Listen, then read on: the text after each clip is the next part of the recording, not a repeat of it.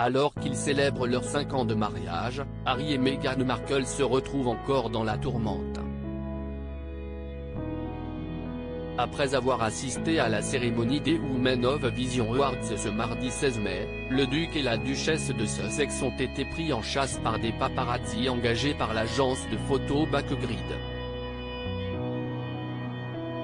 A posteriori, le couple a dénoncé dans un communiqué une course-poursuite presque catastrophique.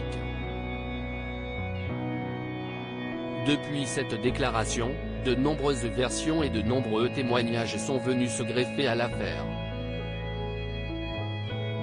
Certaines personnalités n'ont pas hésité à dire ce qu'elles pensaient de cet épisode médiatique, accusant les Sussex de mentir sur la gravité des faits.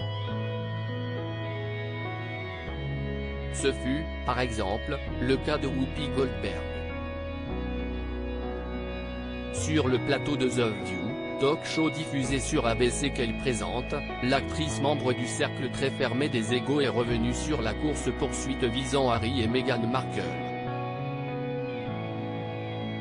Comme l'a souligné Page 6 ce jeudi 18 mai, Whoopi Goldberg a grimacé, affichant ainsi son étonnement après avoir lu que les Sussex avaient été victimes d'une course-poursuite presque catastrophique dans les rues de la Grosse Pomme.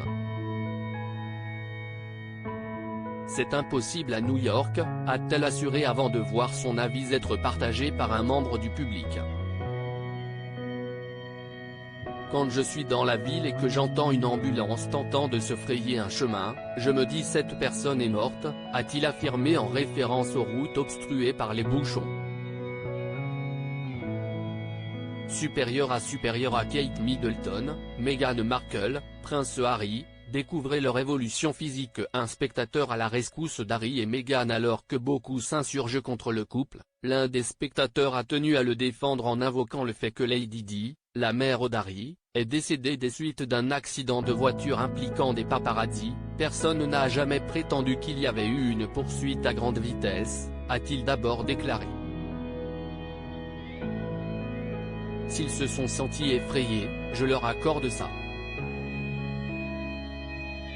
Quand vous repensez à ce genre d'événement où sa mère, Lady Di, note de la rédaction, est morte après une course-poursuite catastrophique, je ne voudrais pas être dans une situation où des vélos électriques et des berlines me suivent de manière agressive dans la ville, a conclu l'intervenant. Des propos qui rejoignent ceux du chauffeur du couple qui avait perçu un sentiment de peur chez ce dernier. Ils étaient nerveux, ils avaient l'air d'avoir peur. Je me sentais comme d'habitude, mais je suis sûr que, pour eux, c'était plus intense, avait-il constaté.